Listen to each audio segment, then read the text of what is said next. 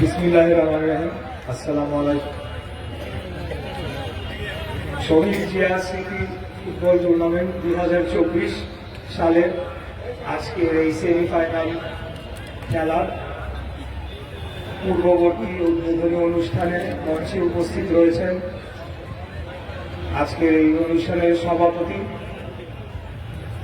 রংপুর বিভাগীয় সাংগঠনিক সংগঠন সাবেক মন্ত্রী জনাব আসাদুল হাবিব দুলু।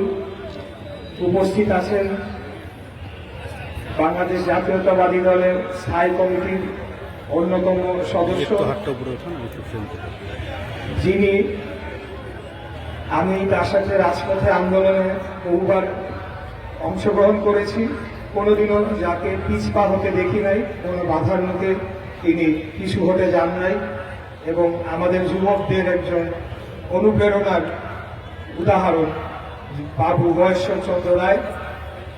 উপস্থিত আছেন লালমনিরহাট জেলা বিএনপি সকল অঙ্গ সহযোগী সংগঠন এবং পঞ্চগড় জেলা বিএনপি সকল অঙ্গ সহযোগী সংগঠন সহ বিএনপি সকল পর্যায়ের নেতৃবৃন্দ এবং আজকের এই অঞ্চলের যে সকল জনগণ মাঠের চারপাশে আপনারা এসেছেন এই খেলাটি উপভোগ করতে, সবাইকে আসসালামু আলাইকুম।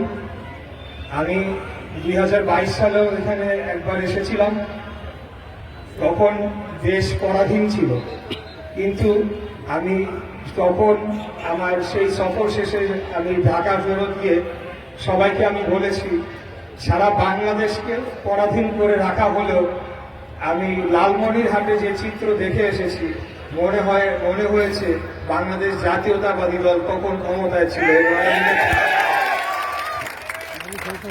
এটি সম্ভব হয়েছে এই এলাকার জনগণ এবং আপনাদের মাটিও মানুষের নেতা জনাব আসাদুল হাবিব দুলু সাংগঠনিক দক্ষতায়। আপনারা শত বাধা বিপত্তি প্রতিকূলতার মধ্যেও যেভাবে আপনারা অবস্থান নিয়েছিলেন এবং আপনাদের রাজনৈতিক আদর্শকে আপনারা ধারণ বাহন করেছেন, শত বাধা মোকাবেলা করেও সেটি জাতির জন্য অনুকরণীয় হয়ে ছিল এবং আগামী দিনেও থাকবে ইনশাআল্লাহ। আমি এখানে রাজনৈতিক বক্তব্য দিব না, আমাদের এখানে অত্যন্ত প্রবীণ নেতা, যিনি আসলে এই আন্দোলন সংগ্রামের একজন অগ্রভাগে থেকে আমাদেরকে নেতৃত্ব দিয়েছেন, সাহস জুগিয়েছেন।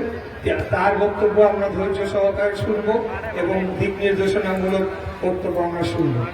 আমি শুধু আপনাদের উদ্দেশ্যে যেটি বলতে চাই, বিশেষ করে এখানে উপস্থিত যারা স্থানীয় জনগণ, এই এলাকার মানুষ আপনারা উপস্থিত হয়েছেন, আমরা বাংলাদেশ জাতীয়তাবাদী দল জনগণের জন্য রাজনীতি করি, দেশের জন্য রাজনীতি করি, বাংলাদেশের স্বাধীনতা সার্বভৌমত্ব রক্ষার জন্য রাজনীতি করি এবং সেই লড়াই আমরা 16 বছর ধরে করার পরে অবশেষে ছাত্র জনতার যে অভ্যুত্থান ঘটে তার মাধ্যমে স্বৈরাচারের পতন হয়।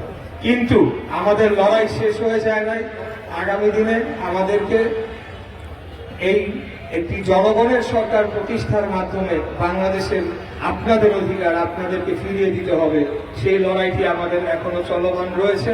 তাই আমি সবাইকে, বিশেষ করে তরুণ প্রজন্ম যারা হয়তোবা আমার কথা শুনে থাকেন, তাদেরকে অনুরোধ জানাবো এবং আমাদের দলীয় নেতা কর্মীদেরকে বিশেষ করে, যে আমাদের কিন্তু গায়ের জোরে ক্ষমতায় আসার অথবা ভোট জয় করার কোনো সুযোগ নাই।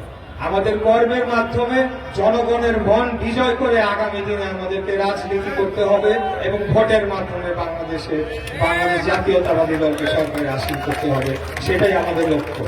এই বলে আজকে আমি নিজেকে অত্যন্ত গর্বিত এবং ধন্য মনে করছি এই রকম একটি অনুষ্ঠানে আমাকে বিশেষ অতিথির মর্যাদা দেওয়া হয়েছে। সেজন্য আমি উদ্যোক্তাদের আবারও আমার কৃতজ্ঞতা প্রকাশ করে আমার বক্তব্য শেষ করতে চাই।